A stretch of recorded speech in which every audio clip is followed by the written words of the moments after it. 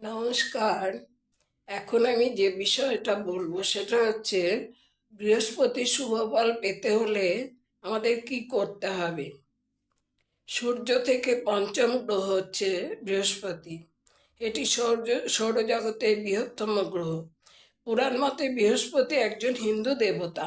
প্রাচীন হিন্দু শাস্ত্রে বৃহস্পতি হলো অগ্নির সাথে যুক্ত দেবতা। জ্যোতিষ মতে বৃহস্পতি একটি গ্রহ যাকে গুরু বলা হয়। এই গুরু উপদেশের কারক গ্রহ।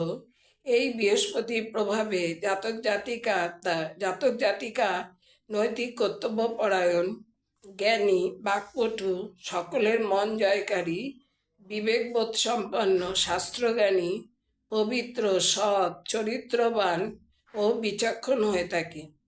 জন্মকুণ্ডলিতে বৃহস্পতি তুঙ্গস্থ কর্কট রাশিতে পুষ্যা নক্ষত্রে 5 ডিগ্রিতে। বৃহস্পতির নিজস্ব নক্ষত্র হল পুনর্বসু, বিশাখা ও পূর্ব ভাদ্রপদ। বৃহস্পতির নিজস্ব ঘর হল ধনু ও মীন রাশি। বন্ধু রাশি হল মেষ, সিংহ ও কন্যা। বৃহস্পতি যে ভাবকে দৃষ্টি দেবে সেই ভাব শুভ ফল দেবে। পঞ্চম, সপ্তম ও নবম ভাবে দৃষ্টি দেয়। বৃহস্পতি জন্মকুণ্ডলিতে তুঙ্গস্থ বা শুভ হলে যতই দুঃখ কষ্ট আসুক জীবনে, তার মধ্যে ঈশ্বরের কৃপা লাভ করবে, আনন্দে থাকবে। বৃহস্পতি শুভ হলে সেই ব্যক্তির উপর তার বাবা মা এবং গুরুর কৃপা থাকবে। বাবা মায়ের কৃপা সব ব্যক্তির উপরেই থাকে, কিন্তু বৃহস্পতি তুঙ্গি বা শুভ হলে সেই ব্যক্তির জীবনে বাবা মায়ের আশীর্বাদ লাভ হয় এবং মা বাবা দীর্ঘায়ু হয়। অনেকেরই ভুল ধারণা আছে যে বৃহস্পতি শুভ হলে অর্থ দেয়। এদের কখনো নাকি অর্থাভাব হয় না। এরা উচ্চশিক্ষিত হয়, দান করে, পরের কষ্টে কাতর হয়, এদের সমাজে প্রতিপত্তি থাকে, মান যশ লাভ করে, শরীর স্বাস্থ্য ভালো থাকে,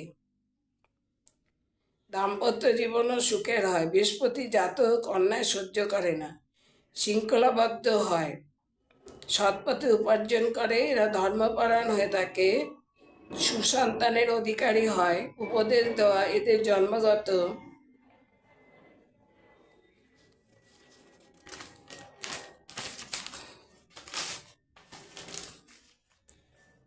অধিকার। এদের সংঘর্ষ করে বড় হতে হয়, কিন্তু জীবন কখনো উথাল পাতাল হয় না। শুভ বৃহস্পতি কখনো অসৎ হতে দেয় না। বৃহস্পতি শুভ হলে সদ্গুরুর লাভ হয়, এরা টাকা পয়সা ধরে রাখতে পারে।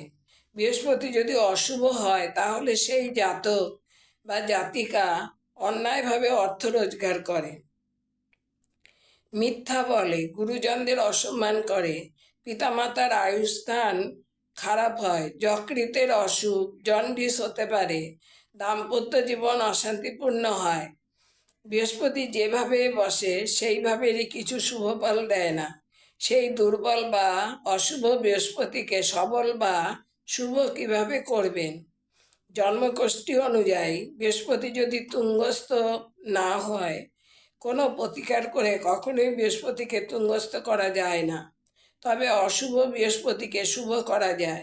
বৃহস্পতির শুভ প্রভাব যাতে সম্ভব হয় তার ব্যবস্থা অবশ্যই করা যায়। আসুন জেনে নিই কী করলে বৃহস্পতির শুভ প্রভাব পাওয়া যায়। আগে আলোচনা করেছি বৈদিক জ্যোতিষশাস্ত্রে বৃহস্পতিকে জ্ঞান, সমৃদ্ধি ও ভাগ্যের গ্রহ বলা হয়। বৃহস্পতি শুভ হলে জাতকের ভাগ্যোন্নতি হয়। যাদের জন্মকোষ্ঠীতে বৃহস্পতি শুভ নয় তারা শুভ প্রভাব পাওয়ার জন্য কি করবেন? প্রতিদিন ওং গুরুভ্যে নমঃ মন্ত্রটি প্রতিদিন জপ করুন। এই মন্ত্র বৃহস্পতিকে সন্তুষ্ট করে। বৃহস্পতি জ্ঞানের প্রতীক, তাই বৃহস্পতিকে খুশি করতে হলে প্রতিদিন পড়াশোনা করুন, কিছু না কিছু নতুন জ্ঞান অর্জনের চেষ্টা করুন। হলুদ জামা কাপড় পরুন, হলুদ ছোলার ডাল দান করুন বৃহস্পতিবার করে। বৃহস্পতিবার দান করুন। প্রতি বৃহস্পতিবার উপোস করুন, উপোস ভঙ্গ করুন হলুদ মিষ্টি খেয়ে। ভগবান বিষ্ণুর আরাধনা করলে বৃহস্পতি খুশি হবেন। রোজ স্নানের জলে হলুদ দিয়ে স্নান করলে অশুভ বৃহস্পতি শক্তিশালী হয়। বৃহস্পতিবার কলা গাছকে হলুদ গুড় ছোলার ডাল দিয়ে পুজো করলে বৃহস্পতি শক্তিশালী হয়। গুরুজনদের সম্মান করুন। বৃহস্পতি গ্রহদের গুরু। গুরুজনদের সম্মান না দিলে কখনোই বৃহস্পতি শক্তিশালী হবে না। মিথ্যাচার করবেন না। বৃহস্পতিবার গরুকে গুড় খাওয়ান। ব্রহ্মার উপাসনা করতে হবে। বৃহস্পতিকে তুষ্ট করতে হলে প্রতিদিন গরুর পুরাণ পাঠ করুন। বৃহস্পতিবার বৃহস্পতির ব্রত পালন করতে হবে। রোজ তারামায়ের গায়ত্রী মন্ত্র জপ করতে হবে। শুক্লপক্ষের বৃহস্পতিবারে 2টো মাটির হাঁড়ি নেবেন।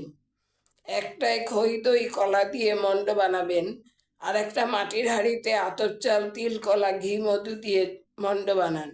2টি মণ্ড ঠাকুরের আসনে রেখে বৃহস্পতির বীজ মন্ত্র জপ করুন। তারামায়ের কবল ধারণ করতে পারেন। হলুদ পোকরাজ বা হলুদ টোপাজ কোষ্ঠী বিচার করিয়ে ধারণ করতে পারেন। শাস্ত্রীয় মতে বৃহস্পতির পূজা করে কবল ধারণ করতে হবে। আজ এই পর্যন্ত।